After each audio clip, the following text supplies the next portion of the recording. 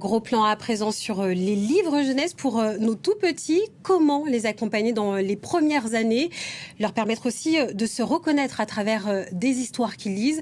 Cela donne Les Aventures d'Aïcha aux éditions Akoma MBA, dont vous êtes l'autrice Yatou Baldé. Bonsoir. Alors expliquez-nous, parce que dans les 5 tomes, on suit les aventures d'Aïcha. Le premier, donc, il est consacré à la naissance. Expliquez-nous ce qui vous a donné envie d'écrire. Oui, ce qui m'a donné envie d'écrire, c'est vraiment quand je suis devenue maman. L'enfance, bien sûr, c'est devenu un sujet extrêmement important. Et en observant ma fille, donc qui a grandi à Dakar, heureuse, entourée de sa famille, de ses amis, j'ai eu envie en fait de capturer cette enfance dans des livres pour enfants, notamment en mettant en avant un peu plus la culture africaine. Avant tout, le cœur du projet, c'est vraiment les différentes étapes de l'enfance. Voilà, derrière vous, votre petite fille d'ailleurs, donc c'est elle qui vous a animé et vous a donné envie d'écrire ce livre. C'est ça, en fait, c'est vraiment inspiré du réel. Voilà, c'est inspiré un peu de mon expérience, mais c'est aussi à la fois une expérience universelle. Donc, j'ai voulu vraiment recréer les étapes principales de l'enfance, que ce soit à la naissance. Tous les enfants sont très curieux sur la naissance, donc à travers une histoire, notamment aussi avec une dimension culturelle africaine, et à la fin avec une encyclopédie pédagogique pour apprendre un peu les différents termes aux enfants sur la naissance. Et en quoi est-ce important aujourd'hui finalement que votre fille, que les nôtres puissent se reconnaître dans les livres qu'ils lisent au quotidien ? Je pense que les livres, ça aide beaucoup à la construction de l'enfant, à la confiance en soi. Et c'est assez important de pouvoir se reconnaître voilà, dans des histoires.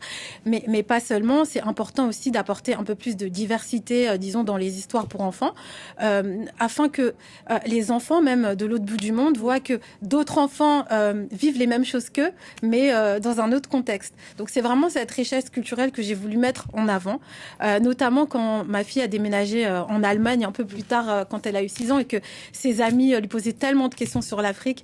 Alors pour moi, ça m'a vraiment, en fait, ça m'a vraiment tenu à cœur de développer cette collection pour enfants universelle et montrer en fait cette Afrique moderne d'aujourd'hui. C'est intéressant, vous parlez d'une Afrique moderne.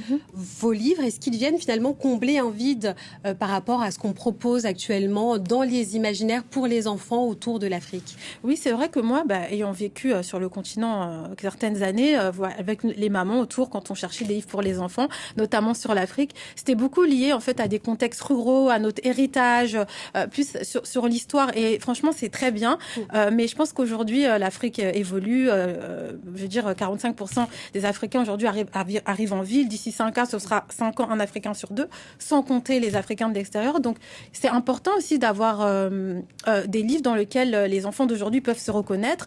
Un Afrique du quotidien, voilà, tout simplement des enfants qui jouent, entourés de leur famille, des traditions, mais qui vivent ce que tous les enfants dans le monde vivent.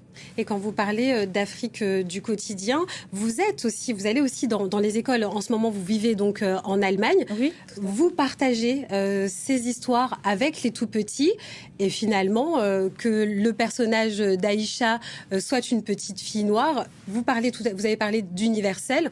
Ça pose pas de soucis, ça pose pas de questions à ces petits lecteurs. Bien au contraire. Non, vraiment pas du tout. Alors c'est vrai que j'interviens dans les écoles, donc parce que c'est un outil aussi, c'est un outil pour les parents, pour les professeurs, pour aborder en fait différentes thématiques avec les enfants, que ce soit à la naissance, des moments un peu charnières comme la peur de l'inconnu lors d'un déménagement, la rentrée à l'école. Vous voyez, c'est toutes ces dimensions universelles de l'enfance que j'ai mis dans ces livres-là.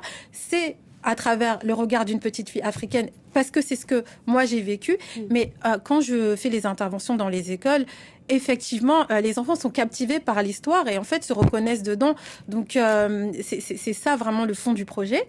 Et après, il y a des petites curiosités parce que voilà, c'est pas un contexte européen, donc ils vont poser quelques questions par-ci par-là, mais dans le fond vraiment, on est vraiment sur l'histoire. Donc Et comment vous avez travaillé pour élaborer ces 5 tomes? Vous l'avez évoqué, il y a à la fin donc la possibilité donc de lire avec son enfant une encyclopédie. Exactement. Comment vous avez élaboré ces 5 tomes?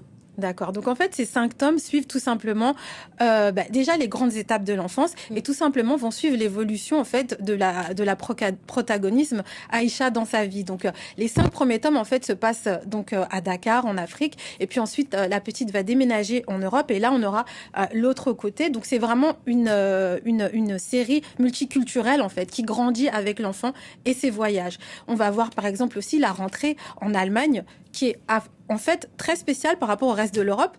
Et donc voilà, ça commence en Afrique, mais ça continue ensuite dans le monde. Vous l'avez voulu, vous l'avez conçu, vous les avez conçus ces livres comme un outil qui vont pouvoir donc accompagner les parents et les enfants dans toutes ces étapes-là. On ouvre le livre, on va dans l'encyclopédie, on apprend des mots. C'est ça, on apprend des mots. Donc j'ai des questions vraiment très très très drôles lors de mes interventions.